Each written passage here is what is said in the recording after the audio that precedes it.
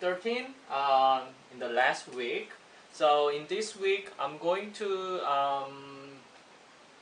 cover very hot previous exam question in the last semester. So I selected about seven questions amongst 9. So I already uploaded the questions in the NTU Learn website a couple of days ago. Then probably some of you may tried it or not. It doesn't matter. I can explain the question one by one. Then I will show you the solution. I'll explain how to solve the questions. Okay, then let's start the first question about the optics. So, question is: a parallel-faced slab is cut out from a birefringent crystal in a way that its optic axis is parallel to the cut faces of the slab, as shown in here. So we have a birefringent crystal here, and this is the optic axis.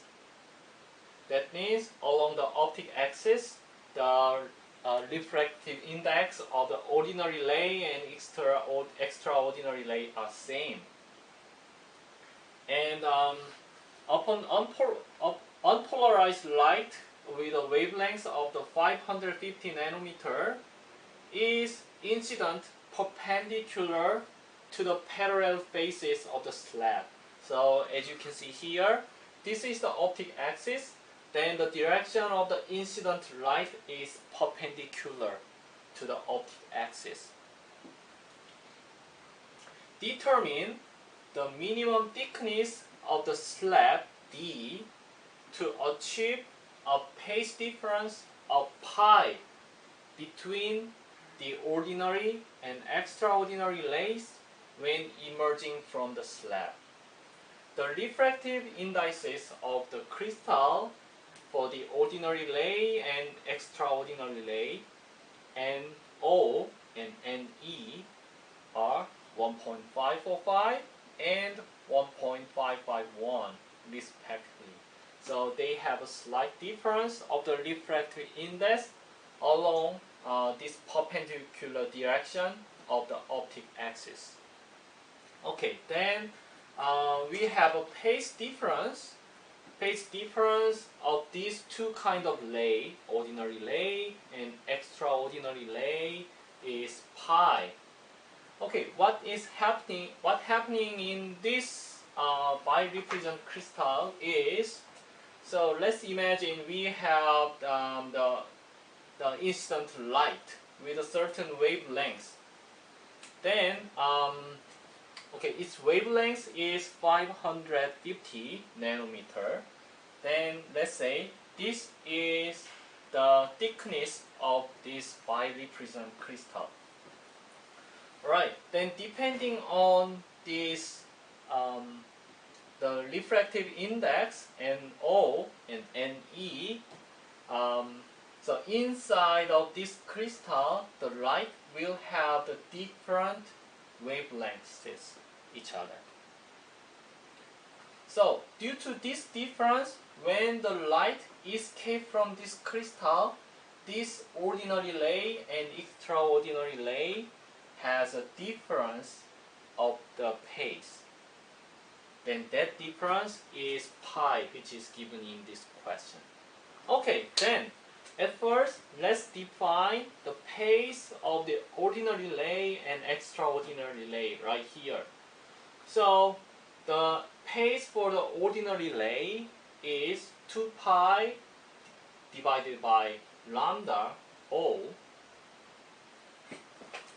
Lambda O means the wavelength inside of this crystal times D. This is the traveling distance. Then what is lambda O?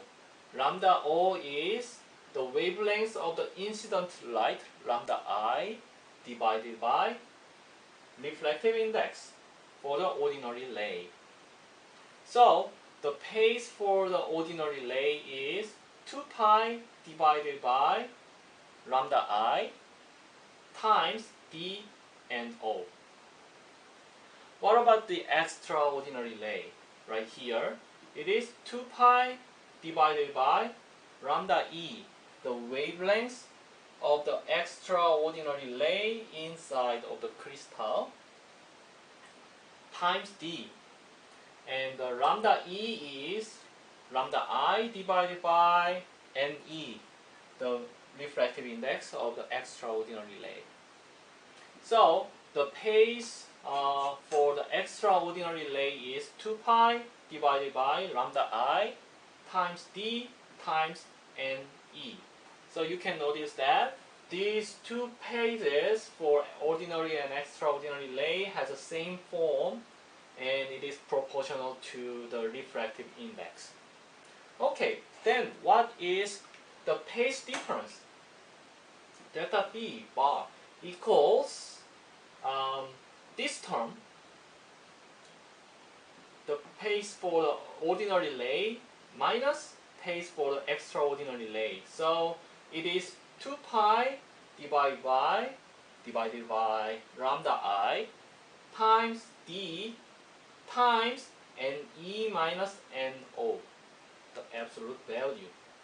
So this phase difference has to be pi. So for the general case, it has to be 2n pi plus pi. But in this question, we want to find the minimum thickness of the slab. So we can use just pi when n equals 0. Okay, then from this equation, we can define the minimum thickness of the slab. D was here, lambda I times pi, the phase difference, divided by 2 pi and difference of the refractive index. So the phase difference was pi. The wavelength of the light, incident light, is 550 nanometer, and NE is 1.551, NO is 1.545 right here. So the minimum thickness of the slab is 45.8 micrometer. So this is the answer of the first question. So any question from these solutions? Okay, so while I'm solving the question, if you have any question, please feel free to leave the message, or you can turn on your mic and ask the question. Okay, then let's move on to the next question. It is about the photoelectric effect. A clean metal surface is illuminated by a beam of the monochromatic light. It is given that no photoelectrons are ejected if the wavelength of the incident light is greater than 300 nanometer. So, if the wavelengths become longer, the photon energy becomes smaller. We already know that, because the photon energy is hc over lambda. So when the wavelength is longer than 300 nanometer, then we don't get the photoelectrons. Okay, so when you have this photoelectric effect, always remember this diagram. We have the metal here, and this metal has certain level of the work function. Then we shine the light, then this metal surface absorb the photon energy right here. So this height of the bar is the photon energy. When the photon energy is smaller than this work function, we cannot get the photoelectrons. Once the photon energy is larger than this work function, then we can have the photoelectrons with the maximum kinetic energy, K max. So the photon energy is the sum of the kinetic energy of the electron and the work function of the metal. Okay, then now this question gave the information. The cutoff wavelength is 300 nanometer. That means the photon energy for this wavelength is equals to this the work function of the metal. So for the first question, determine the work function of this metal in electron volt. So work function B equals to this photon energy for 300 nanometer wavelengths. So V equals Hc over lambda 0. Then lambda 0 is 300 nanometer right here. So this work function is 6.6 10 to the negative 19 joule, but we want to express work function in electron volt, so this value is divided by charge of the electron, 1.6 10 to the negative 19. So the work function is 4.1 electron volt. So this is the answer of the first question. And number 2, find the maximum kinetic energy of the photoelectrons ejected from this metal when it is illuminated with an incident light with a wavelength of the 150 nanometer. Okay, now the wavelengths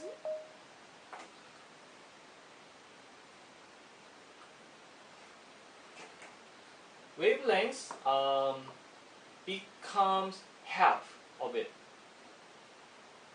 That means the photon energy is larger than work function, then we can have this maximum kinetic energy of the electron.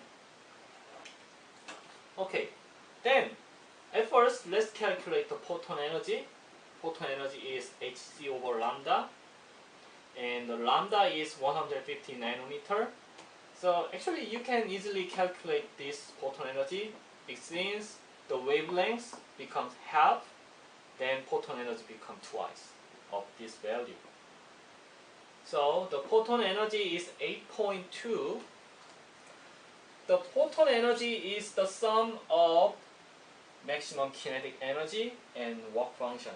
So the maximum kinetic energy Kmax equals photon energy minus work function.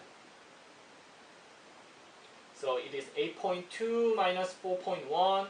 So the maximum kinetic energy is 4.1 electron volt. So you may notice that this the question in the final exam is relatively easier than and simpler than the tutorial questions, so you can be more confident. Okay, then let's move on. Next question is about the reflection of the light at the prism right here. A beam of white light is incident from air onto prism at an angle of incident of 60 degrees, as you can see here. So we have the wall surface of the prism right here. Then we have an incident light, and its incident angle is 60 degrees. Then we're gonna have a refraction at this surface interface. The indices of the refraction of the glass prism are 1.571 and 1.559 at wavelengths of the 400 nanometer and 700 nanometer respectively. So when you shine the light in the prism, actually we can see the the rainbow colors distribution, right? Because depending on the wavelengths, we have a different refractive index. So 400 nanometer is about blue color and 700 is about red color. Then for these two wavelengths we have two different refractive index right here. Determine the angular spread of the visual light from 400 to 700 nanometer when the beam emerges from the prism. Okay, then what is angular spread? So when we shine the white light to a prism, then we have the refraction twice at this surface and at this surface. Then since this red light and blue light has different refractive index, so they have a spreading right here. So when they escape from this surface of the prism, they have the refractive angle right here. So theta 4r, theta 4b. Then angular spreading is difference of these two angles for red and blue light. So angular spreading is theta 4b, this angle, minus theta 4r, the refractive angle of the red light. Okay, then we need to find these two angles one by one. At first, let's only consider this red light. Okay, so you can ignore the blue one, so just focus on the red light.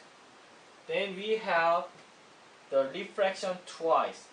Then let's start from the first refraction. At this surface, the incident angle of the red light is 60 degrees, and the refractive index is 1.559 right here. So using the Snell's law, you can calculate this theta 2r, this angle, the refractive angle at the first surface. So by the Snell's law, sine 60 degree equals n times sine theta 2r, this angle. So from this equation, you can calculate theta 2r, which is about 33.8 degree. Okay, now we got this angle. Then we want to move on the second reflection. Then once we define this incident angle of the red light, which is theta 3r, then we can calculate theta 4r eventually. Then we need to use this red triangle to calculate this incident angle theta 3r. Okay, in this triangle, this alpha r is 90 minus theta 2r. So alpha r is 56.2. Then we know the angle of the tip of the triangle, 50 degree. So the beta r, this angle, beta r is 180 minus 56.2 minus 50. So beta r is 73.8 degree. Okay, then now we know this angle, beta r, then we can find theta 3r. Theta 3r is 90 minus beta r, which is 16.2 degree. Okay, now we got the incident angle of the red light at the second surface right here. Then let's use Snell's law again. So n times sine theta 3r, because this red light is already in this glass, equals to the sine theta 4r. So the reflective index of the air is 1. So we can have this equation from Snell's law. Then we can calculate theta for R, which is 25.8 degree. So this angle is 25.8 degree right here. Okay, then let's move on to the blue light.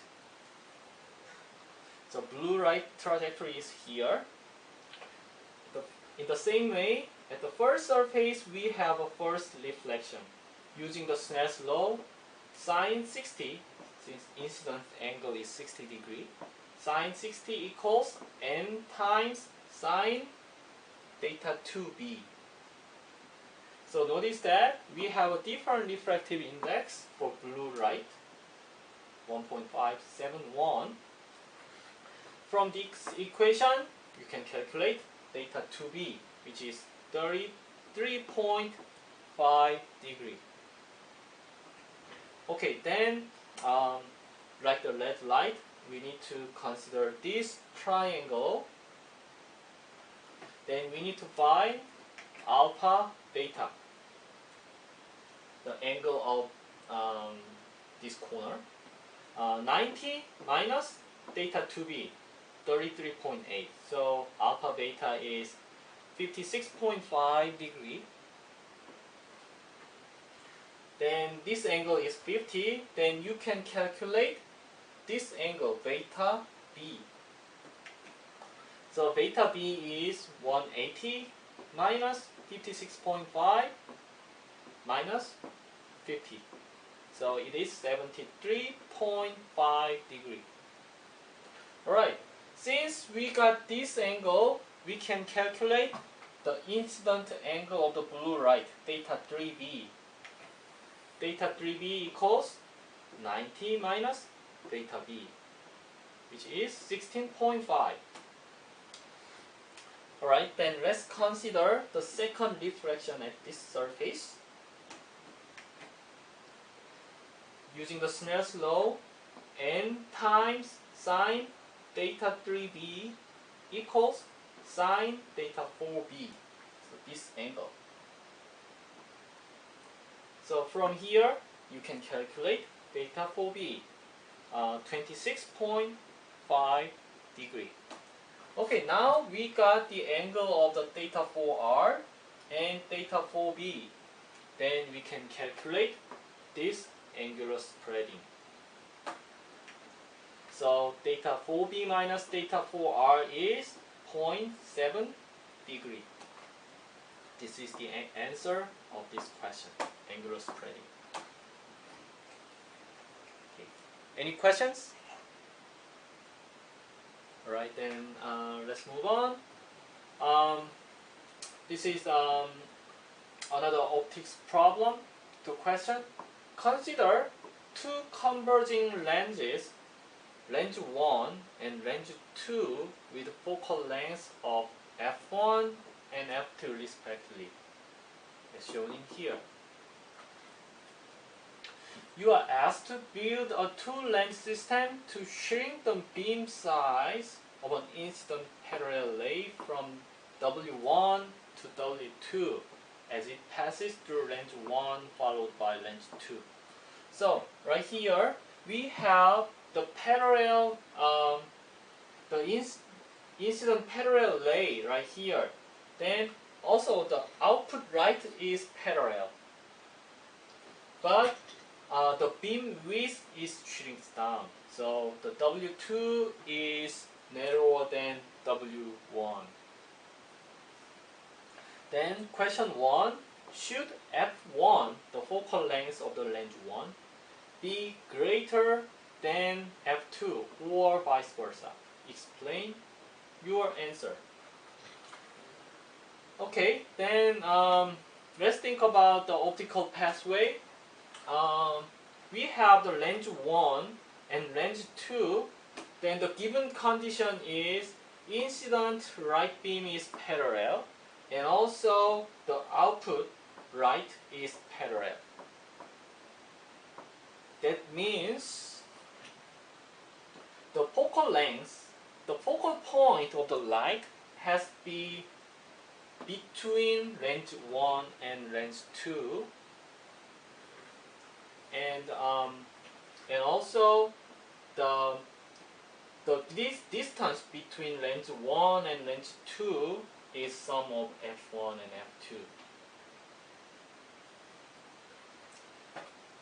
Okay, then if f1 equals to f2, then the beam width w1 will be same with w2.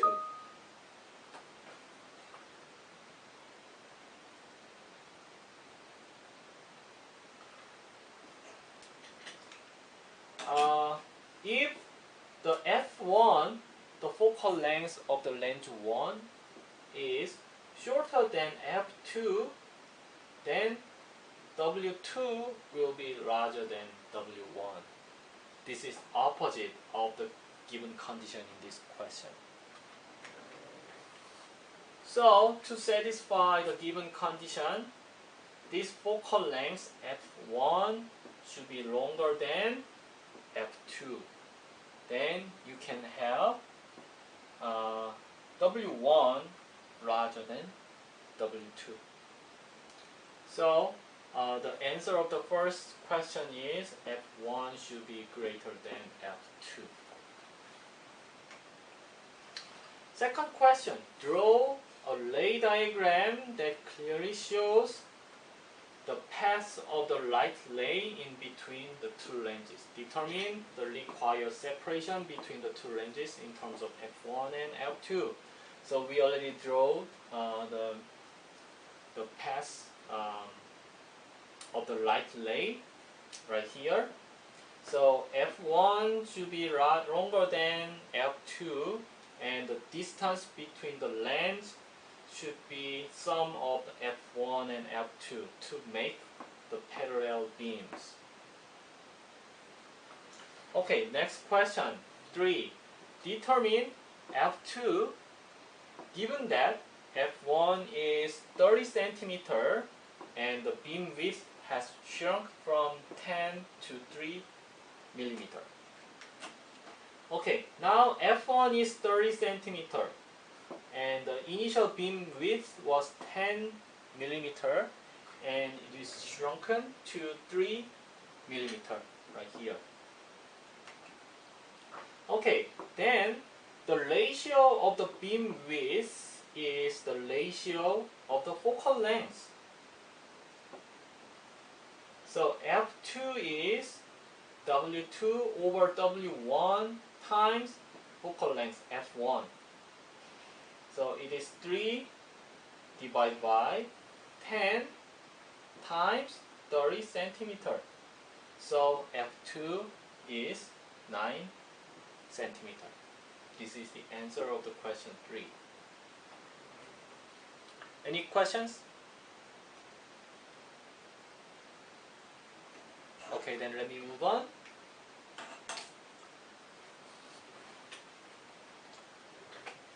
Okay, this is about the electromagnetic, basically the magnetic field from the wire.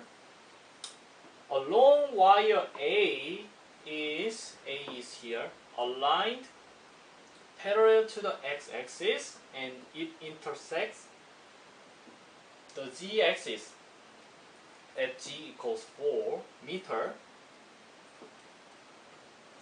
Another long wire B is aligned parallel to the y-axis and it intersects the z-axis at g equals -5 meter. Wire A carries a current A 6 ampere flowing in the positive x direction. Wire B, this wire carries a 4 ampere flowing in the negative direction of the y-axis. Determine the magnetic field at the origin.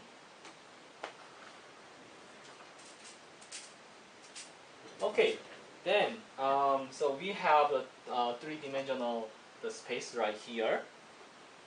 Then let's say this is x-axis, and this is z-axis, and this is y-axis.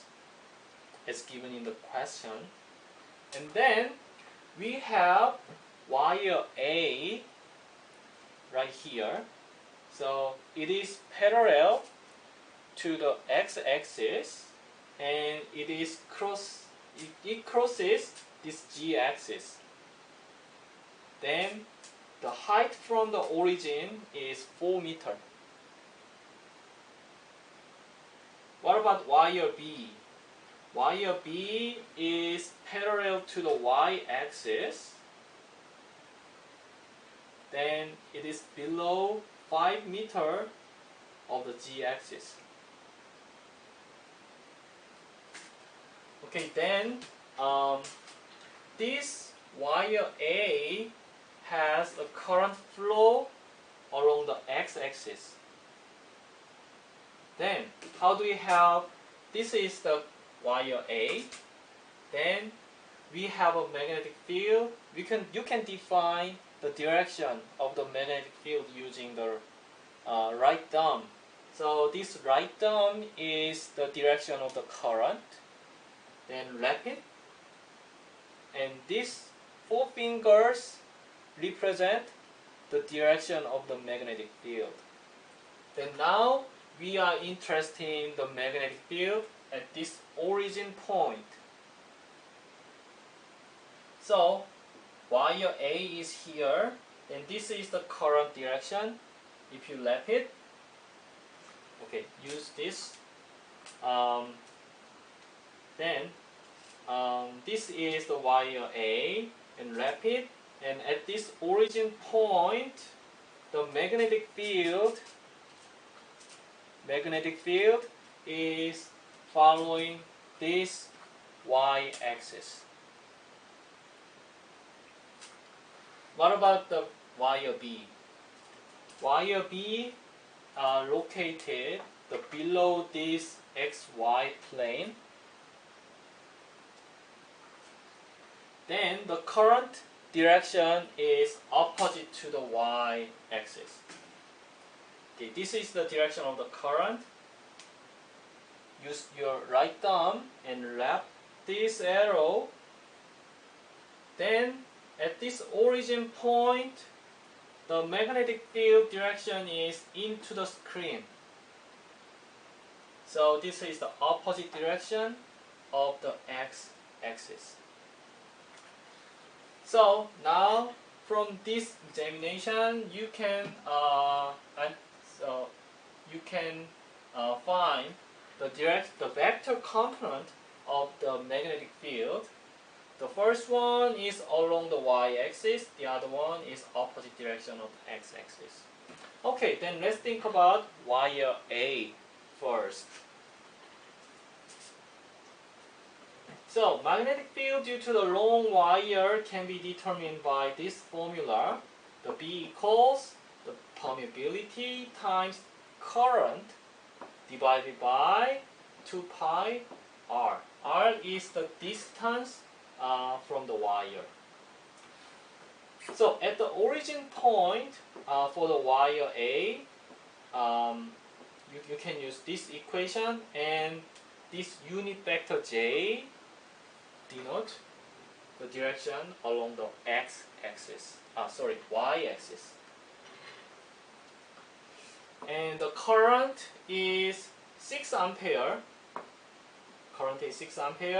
And the distance r is 4 meters. So this distance is 4 meters. And this is the constant of the permeability. So the magnetic field at the origin point due to the wire A is 3 times 10 to the negative 7, and the unit vector is J. What about wire B? We can use the same equation, but we already defined the direction of the magnetic field at the origin point into the screen, which is opposite direction of the x-axis. So the unit vector is negative I. And what is the current? Current is 4 ampere. And distance is 4 meters. So the magnetic field is negative 1.6 10 to the negative 7 I Tesla. Then what is the total magnetic field? You can just simply add these two vectors. So the total magnetic field at the origin point is negative 1.6 10 to the negative 7 I. This is the x component. And plus 3 times 10 to the negative 7 j. This is y component. So this is going to be answer of this question.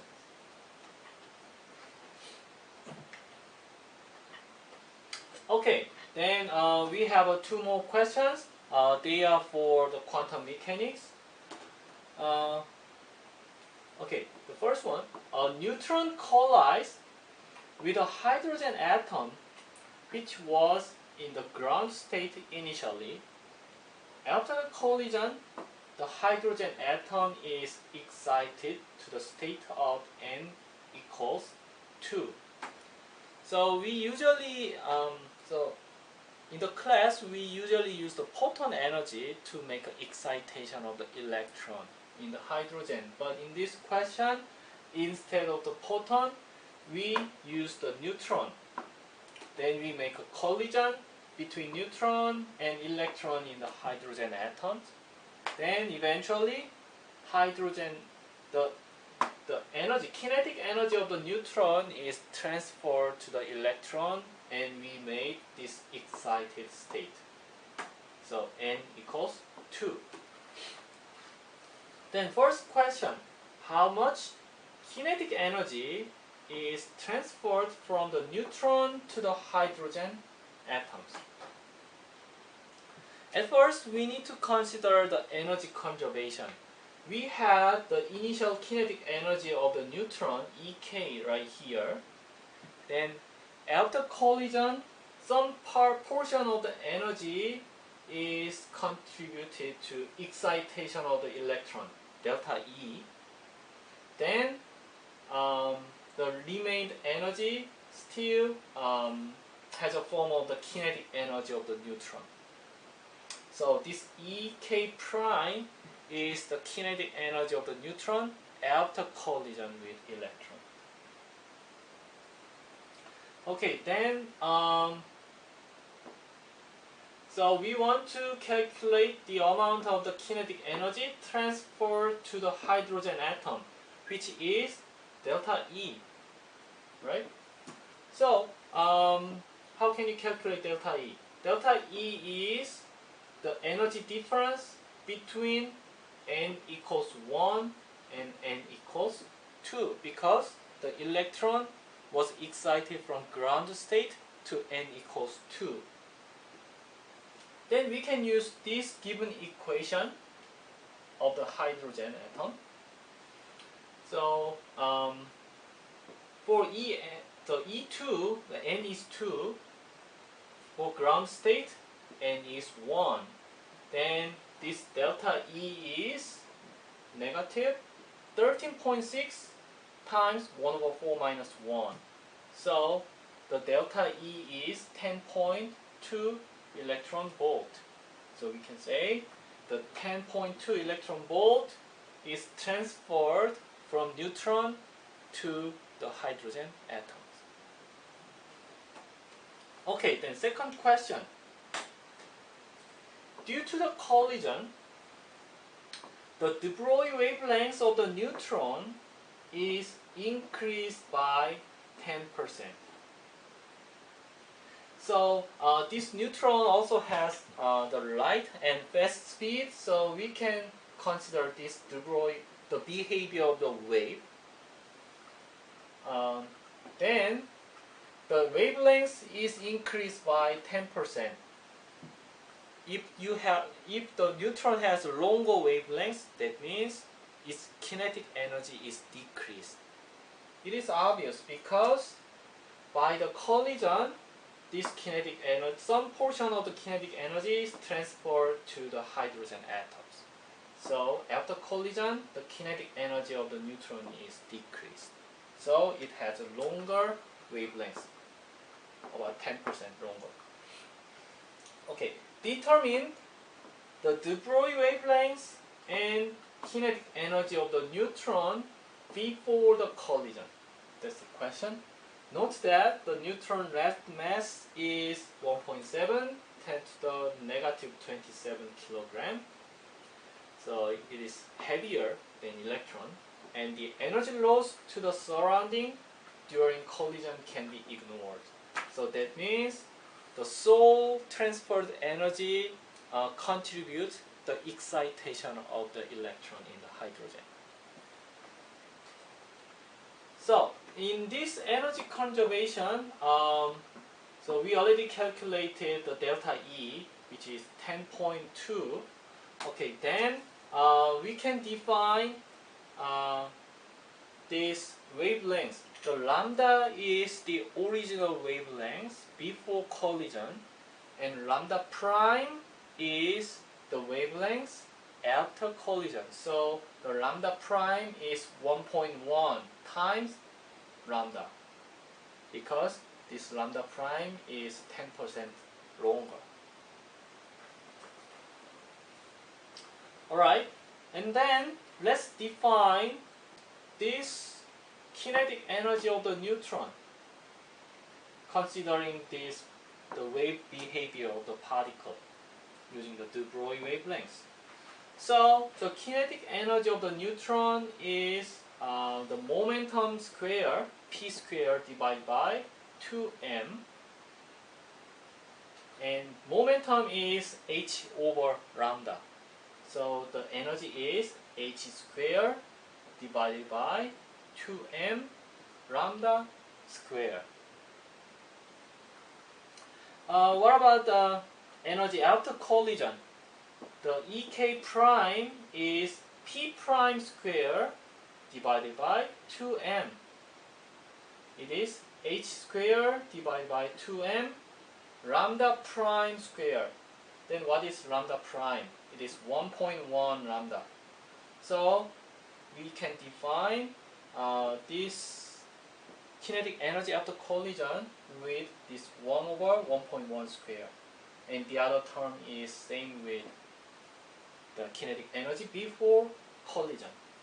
Alright, then let's apply these two energy terms to the energy conservation equation. So Ek minus Ek prime is delta E. So we already used this equation in the previous slide.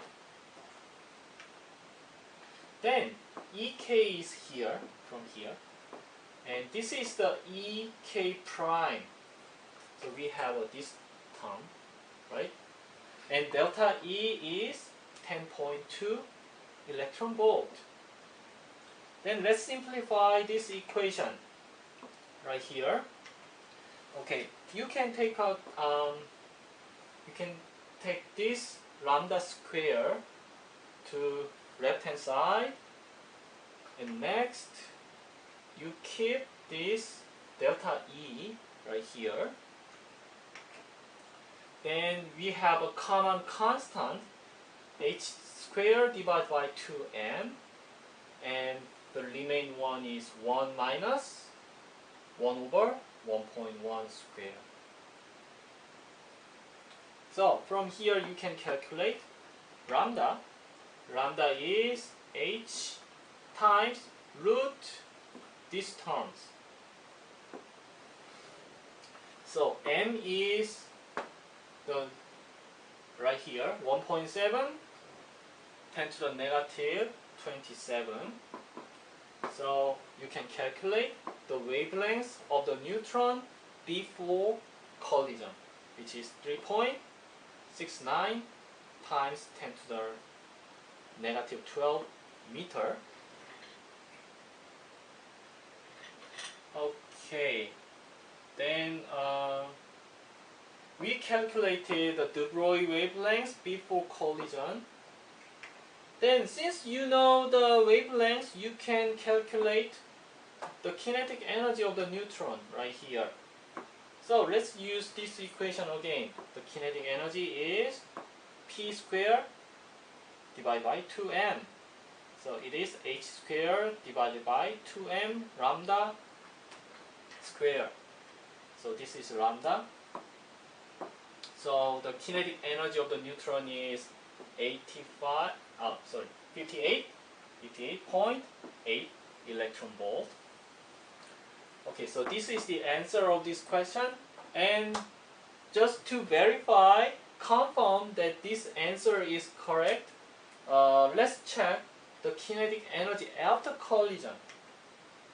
The Ek prime equals to h squared divided by 2m lambda prime square. Then lambda prime is 1.1 lambda. So it is 4.06 10 to the negative 12 meter from this value. Then you can apply this one to here. Then kinetic energy is 48.6 electron volt. Then what was the delta E?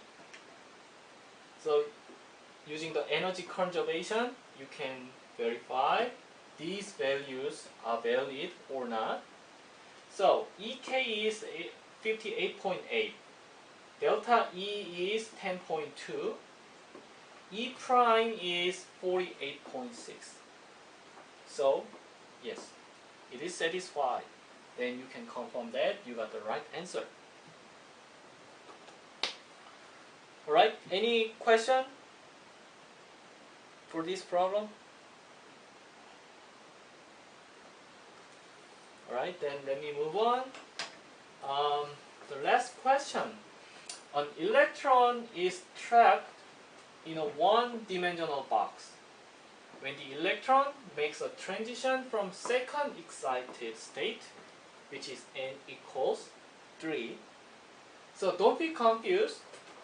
The ground state is 0, n equals 1. The first excited state is n equals 2.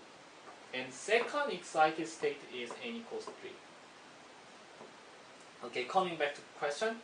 The second excited state, n equals 3, to the first excited state, n equals 2. It emits a photon of energy 0.5 electron volt. Number 1, what is the ground state energy of the electron in electron volt? So you can use this energy equation for the one-dimensional box. So En equals h squared divided by 8m L square n square. So this energy level.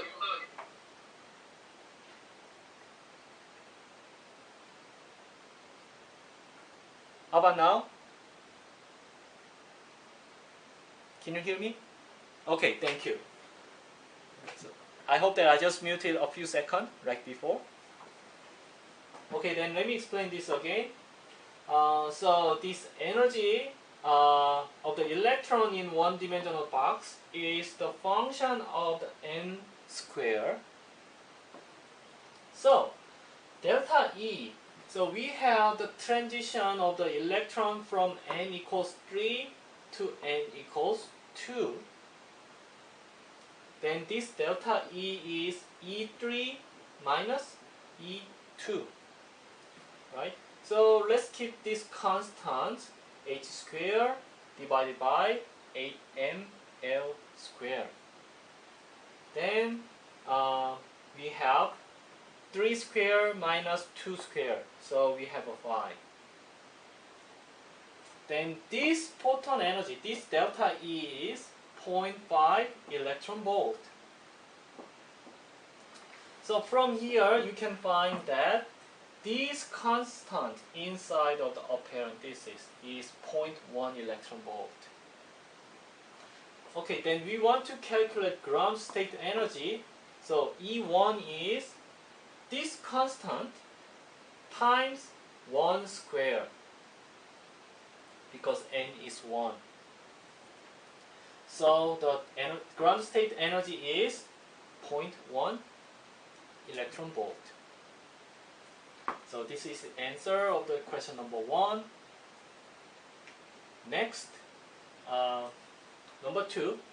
How many possible emission lines will the electron emit if the electron makes downward transition from the second excited state to the ground state, either directly or through the intervening state? Determine the corresponding wavelengths of the emission lines. Okay, so now we have the excited electron at n equals 3. Then we have the transition of the electrons. So there are 3 possible pathways. So three possible emissions. The one is from 3 to 2. Second is 3 to 1. And third one is when electron is released to the 2, n equals 2, we can have another transition from n equals 2 to n equals 1. So we have the 3 possible emissions. Then let's think about the first emission, 3 to 2. So delta E is E3 minus E2. So we have a constant times 5. So we already defined this energy, which is 0.5 electron volt. And in the previous slide, we got the value of this constant, which is 0.1. So the delta E from 3 to 2 is 0.5. Then you can calculate the wavelength. Lambda 3 to 2 equals hc over delta E. Delta E is 0.5 electron volt, and we always use joule for this equation. So multiply charge of the electron right here. So the wavelength for this first emission is 2.5 10 to the negative 6 meter. Okay, then let's think about transition from 3 to 1. The longest one right here. So it is E3 minus E1. So this constant times 3 square minus 1. So it is 8 over 5 delta E, this one. Or instead of this, you can consider that, this is 8 and this is 0.1 electron volt. Then you can say this delta E from 3 to 1 is 0.1 times 8. So it is 0.8 electron volt. Either way is fine. So this lambda 3 to 1 is hc over delta E 3 to 1. So it is 5 hc over 8 delta E from here, from this. Then delta E is, right, yeah, I made it really complicated. So this hc over delta E is right here. So it is 2.5 10 to the negative 6. And this lambda 3 to 1 is 5 over 8 times this wavelength. So it is 1.6 10 to the negative 6 meter. So you can notice that the wavelength becomes shorter because this energy gap is larger than this. Okay, the last one, delta E from 2 to 1, this transition, E2 minus E1 is the constant times 2 square minus 1. So it is 3 over 5 delta E. Then lambda 2 to 1 is hc over delta E 2 to 1. So it is 5 divided by 3 times this wavelength. So it is 4.1 10 to the negative 6 meter. So yes, this solution is a little bit complicated. So yeah, actually there are many possible ways. You can directly calculate the energy of the delta E. Then you can apply this value in this equation. So either way is fine. You can get the same answers. Okay, so any question for this? Okay, Javier, thank you for your comment. Alright, so if you don't have further question, so let me end this summary lecture. So I really appreciate your strong participation, and I hope you enjoyed my summary lecture. And while you are preparing final exam, if you have any question, feel free to contact me, or of course you can contact your tutor as well. So yes, good luck for your final exam and all the best for your future career. Okay, thank you so much.